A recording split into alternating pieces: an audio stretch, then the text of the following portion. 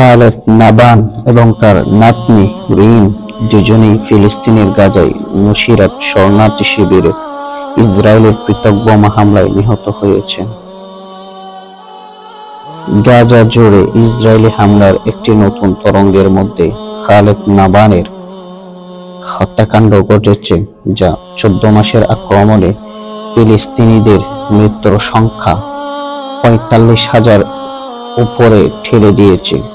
ইসরায়েলের প্রতিরক্ষা বাহিনী গোলাবর্ষণে একজন ফিলিস্তিনি ব্যক্তিকে হত্যা করেছে, যিনি গত বছর বিশ্বজুড়ে পরিচিত হয়ে উঠেছিলেন যখন তিনি একটি ভিডিওতে দেখান যে তাকে গাজায় ইসরায়েলের আরেকটি হামলায় নিহত একটি নাতনির জন্য শোক করছে। ভিডিওতে নাবান রিমের ক্ষতবিক্ষত এবং রক্তাক্ত মুখে চুম্বন করেন যখন তিনি নাতিকে আমার আত্মার আত্মা বলে বিদায় জানান। তিনি তার মিষ্টি কণ্ঠে আমাকে ডাকতেন, আমার জন্য খাবার এবং জল আনতেন এবং আমার দিনগুলি সুখে ভরিয়ে দিতেন। নাবান সেই সময় ফিলিস্তিনি মিডিয়াকে বলেছিলেন, আমি তাকে বলবো, ওহ আমার ভালোবাসা, আমার হৃদয়, আমার চোখ।